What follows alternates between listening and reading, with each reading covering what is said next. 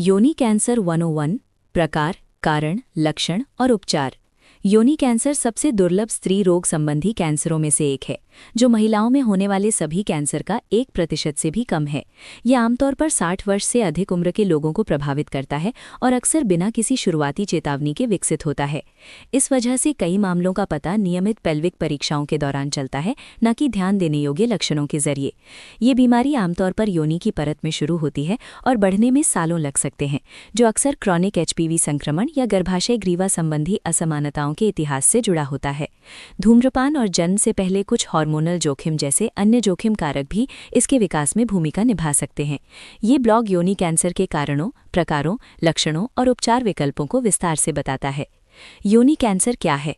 योनि कैंसर एक घातक वृद्धि है जो योनि के ऊतकों में शुरू होती है, जो अक्सर इसकी आंतरिक दीवार को अस्तर करने वाली कोशिकाओं की पतली परत में होती है। इस प्रकार के कैंसर को प्राथमिक के रूप में वर्गीकृत किया जाता है जब ये योनि में ही शुरू होता है, जो दुर्लभ है, या द्वितीयक जब ये गर्भाशय ग्रीवा, गर्भाशय या मूत्राशय जैसे आसपास के अंगों से फैलता है। विभिन्न रूपों में स्क्वामस सेल कार्सिनोमा सबसे आम है और आमतौर पर योनि के ऊपरी हिस्से में विकसित होता है।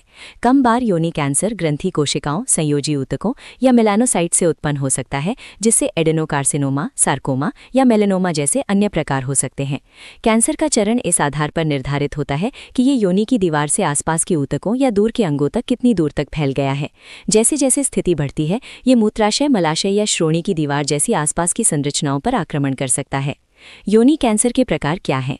योनि कैंसर योनि ऊतक में पाए जाने वाले विभिन्न प्रकार की कोशिकाओं से विकसित हो सकता है। वर्गीकरण उस कोशिका के प्रकार पर निर्भर करता है जहां कैंसर शुरू होता है। प्रत्येक प्रकार अलग अलग व्यवहार करता है और उपचार के लिए एक अलग दृष्टिकोण की आवश्यकता हो सकती है। त्वचा कोशिकाओं का कार्सिनोमा, ये योनि कैंसर का सबसे आम प्रकार है, जो सभी प्राथमिक योनि कैंसर के मामलों में से लगभग 90% के लिए जिम्मेदार है। ये स्क्वैमस कोशिकाओं में शुरू होता है, जो योनि के अंदर की पतली सपाट परत बनाते हैं। कैंसर आमतौर पर धीरे धीरे विकसित होता है और शुरुआती चरणों में लक्षण पैदा नहीं कर सकता है। समय के साथ ये गर्भाशय ग्रीवा, मूत्राशय या मलाशय जैसी आसपास की संरचनाओं में फैल सकता है यदि इसका इलाज न किया जाए। ये प्रकार आमतौर पर रजोनिवृत्ति के बाद की महिलाओं में देखा जाता है और इसका दीर्घकालिक HPV संक्रमण से गहरा संबंध है। ग्रंथि कर्कटा, एडेनोकार्सिनोमा योनि की ग्रंथि कोशिकाओं में शुरू होता है, जो बलगम जैसे तरल पदार्थ बनाने के लिए जिम्मेदार होते हैं। ये स्क्वैमस सेल कार्सिनोमा से कम आम है, लेकिन अधिक आक्रामक तरीके से व्यवहार करता है। इस प्रकार के आसपास के लिम्फ नोड्स और दूर के अंगों में फैलने की अधिक संभावना होती है। यह अक्सर बड़ी उम्र की महिलाओं को प्रभावित करता है और योनि की दीवार के भीतर गहराई में स्थित होने के कारण इसका जल्दी पता नहीं चल पाता है। एक दुर्लभ उपप्रकार जिसे क्लियर सेल एडेनोकार्सिनोमा के रूप में जाना जाता है, गर्भ में डाइथाइस्टिल्बेस्टेरॉल DES के संपर्क से जुड़ा हुआ है। मेलेनोमा, योनि का मेलेनोमा मेलानोसाइट से विकसित होता है। वे कोशिकाएं जो त्वचा और श्लेष्म झिल्लियों को उनका रंग देती हैं। यह आमतौर पर गहरे रंग की वृद्धि या घाव के रूप में दिखाई देता है, अक्सर योनि के निचले तीसरे या बाहरी हिस्से में। योनि मेलेनोमा अत्यंत दुर्लभ है, लेकिन रक्त प्रवाह या लसिका तंत्र के माध्यम से तेजी से फैलता है। निदान में अक्सर देरी होती है क्योंकि ट्यूमर की उपस्थिति को सौथीय तिल या त्वचा परिवर्तन के रूप में गलत समझा जा सकता है। इस प्रकार के लिए इसकी तीव्र प्रगति के कारण शीघ्र और आक्रामक उपचार की आवश्यकता होती है। सार्कोमा, सार्कोमा योनि के संयोजी ऊतकों जैसे कि मांसपेशी, वसा या रक्तवाहिकाओं में शुरू होता है। ये योनि कैंसर के बहुत कम मामलों के लिए जिम्मेदार है और ये युवा व्यक्तियों, जिनमें किशोर और 40 वर्ष से कम उम्र की महिलाएं शामिल हैं, को प्रभावित करने की अधिक संभावना होती है। योनि सार्कोमा के विभिन्न प्रकार हैं, जिनमें लायोमायोसार्कोमा और रैब्डोमायोसार्कोमा शामिल हैं, जिनमें से प्रत्येक का अपना व्यवहार और विकास पैटर्न है। ये ट्यूमर अक्सर तेजी से बढ़ते हैं और एक ध्यान देने योग्य द्रव्यमान बना सकते हैं या श्रोणि क्षेत्र में असुविधा पैदा कर सकते हैं। योनि कैंसर का क्या कारण है? योनि कैंसर का सटीक कारण पूरी तरह से समझा नहीं गया है, लेकिन कुछ जोखिम कारक इस स्थिति के विकसित होने की संभावना को बढ़ा सकते हैं। ये कारक योनि अस्तर में कोशिकाओं के व्यवहार को प्रभावित कर सकते हैं, जिससे समय के साथ असामान्य वृद्धि हो सकती है। मुख्य जोखिम कारकों में शामिल हैं ह्यूमन पैपिलोमा वायरस HPV संक्रमण। HPV के उच्च जोखिम वाले प्रकारों के साथ दीर्घकालिक संक्रमण योनि कैंसर के सबसे मजबूत ज्ञात लिंक्स में से एक है। ये योनि कोशिकाओं में बदलाव पैदा कर सकता है, जो कैंसर बन सकता है। आयु, बहुत सारे मामलों का निदान 60 वर्ष से अधिक आयु के व्यक्तियों में किया जाता है। उम्र बढ़ने के साथ जोखिम बढ़ता जाता है क्योंकि समय के साथ कोशिका में बदलाव होते रहते हैं। डाइथाइस्टिल्बेस्टेरॉल DES के संपर्क में आना, जिन व्यक्तियों की मां ने गर्भावस्था के दौरान ये दवा ली थी, उसके कारण जन्म से पहले ही DES के संपर्क में आने से योनि में क्लियर सेल एडेनोकार्सिनोमा विकसित होने होने की संभावना अधिक होती है। गर्भाशय ग्रीवा कैंसर या गर्भाशय ग्रीवा पूर्व कैंसर का इतिहास। पिछली गर्भाशय ग्रीवा असमानताएं, विशेषकर एचपीवी से जुड़ी हुई असमानताएं, जीवन में बाद में योनि कैंसर विकसित होने का जोखिम बढ़ा सकती हैं। धूम्रपान, तंबाकू का उपयोग इम्यून सिस्टम को कमजोर कर सकता है और बॉडी के लिए एचपीवी संक्रमण को खत्म करना कठिन बना सकता है, जिससे योनि के ऊतकों में कैंसरकारी परिवर्तन हो सकते हैं। कमजोर इम्यून सिस्टम, एचआईवी जैसी स्थितियां या इम्यून फंक्शन को दबाने वाली दवाओं के उपयोग से बॉडी की असामान्य कोशिका वृद्धि को नियंत्रित करने और संक्रमण से लड़ने की क्षमता कम हो सकती है। इन जोखिम कारकों वाले सभी व्यक्तियों में योनि कैंसर विकसित नहीं होगा, लेकिन उन्हें समझने से स्क्रीनिंग और रोकथाम के संबंध में निर्णय लेने में मदद मिल सकती है। योनि कैंसर के संकेत और लक्षण क्या हैं? शुरुआती चरणों में योनि कैंसर के कोई लक्षण नहीं हो सकते हैं, जिससे इसका पता लगाना मुश्किल हो सकता है। जैसे जैसे स्थिति बढ़ती है, कुछ संकेत दिखाई देने लगते हैं। ये लक्षण अक्सर योनि या श्रोणि क्षेत्र को प्रभावित करते हैं और इन्हें अन्य सामान्य स्थितियों के लिए गलत समझा जा सकता है।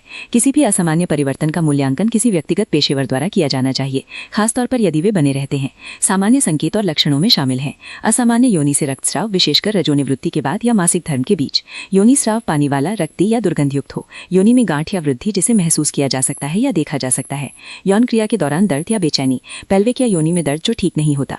पेशाब करते समय कठिनाई या दर्द होना। कब्ज या मलाशय में दबाव की महसूसी।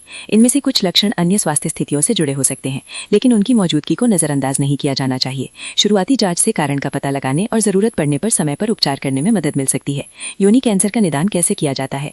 योनि कैंसर का निदान आमतौर पर शारीरिक जांच और लक्षणों की समीक्षा से शुरू होता है। यदि ऐसे संकेत हैं जो संभावित समस्या का संकेत देते हैं, तो कैंसर की उपस्थिति की पुष्टि करने और इसके प्रकार और चरण को निर्धारित करने के लिए आगे के परीक्षण किए जाते हैं। पेल्विक परीक्षा। निदान आमतौर पर पेल्विक परीक्षा से शुरू होता है। इस परीक्षा के दौरान डॉक्टर योनि की दीवारों, गर्भाशय ग्रीवा, गर्भाशय और आसपास के अंगों का निरीक्षण करता है और धीरे से महसूस करता है, ताकि किसी भी गांठ, मोटे क्षेत्रों या बनावट में बदलाव की जांच की जा सके। स्पष्ट दृष्टि के लिए योनि की दीवारों को खोले रखने के लिए एक स्पेक्युलम का उपयोग किया जा सकता है। यदि कोई रक्तस्राव, स्राव या दृश्यमान वृद्धि है, तो आमतौर पर आगे की मूल्यांकन की सलाह दी जाती है। योनि भित्ति दर्शन। यदि पेल्विक परीक्षा में कुछ असामान्य दिखाई देता है, तो कोल्पोस्कोपी की सिफारिश की जा सकती है। इसमें कोल्पोस्कोप नामक एक विशेष उपकरण का उपयोग करना शामिल है, जो योनि और गर्भाशय ग्रीवा के विस्तार से जांच करने के लिए एक लाइट के साथ एक माइक्रोस्कोप की तरह काम करता है। असामान्य क्षेत्रों को उजागर करने के लिए इस प्रक्रिया के दौरान योनि की दीवारों पर एक हल्का घोल लगाया जा सकता है। कोल्पोस्कोपी डॉक्टर को जरूरत पड़ने पर ऊतक का नमूना लेने के लिए सबसे अच्छी जगह की पहचान करने में मदद करती है। बायोप्सी। निदान की पुष्टि के लिए बायोप्सी आवश्यक है। इस परीक्षण के दौरान असामान्य दिखाई देने वाले क्षेत्र से ऊतक का एक छोटा सा नमूना लिया जाता है। यह प्रक्रिया क्लिनिक में की जा सकती है और आमतौर पर केवल हल्की असुविधा होती है। नमूना एक लैबोरेटरी में भेजा जाता है, जहां एक रोगपति कैंसर की जांच करने के लिए माइक्रोस्कोप के नीचे कोशिकाओं की जांच करता है। बायोप्सी योनि कैंसर के विशिष्ट प्रकार को निर्धारित करने में भी मदद करती है, जो उपचार की योजना बनाने के लिए महत्वपूर्ण है। इमेजिंग परीक्षण। यदि कैंसर की पुष्टि हो जाती है, तो इमेजिंग परीक्षण का उपयोग ये जांच करने के लिए किया जाता है कि ये कितना दूर तक फैल चुका है। एमआरआई स्कैन पेल्विक अंगों और कोमल ऊतकों की विस्तार से छवियां प्रदान करता है। पेट, श्रोणि या फेफड़ों में कैंसर के लक्षणों को देखने के लिए सीटी स्कैन का उपयोग किया जा सकता है। पेट स्कैन लिम्फ नोड्स और दूर के अंगों में कैंसर का पता लगाने में मदद कर सकता है। ये स्कैन कैंसर के चरण को निर्धारित करने में मदद करते हैं, जिसका मतलब ये निर्धारित करना है कि ये कितना उन्नत है और क्या ये योनि से परे फैल गया है। रक्त परीक्षण। हालांकि रक्त परीक्षण योनि कैंसर का निदान नहीं करते हैं, लेकिन वे अक्सर सामान्य स्वास्थ्य का आकलन करने और ये जांचने के लिए किए जाते हैं कि यकृत और गुर्दे जैसे अंग कितनी अच्छी तरह से काम कर रहे हैं।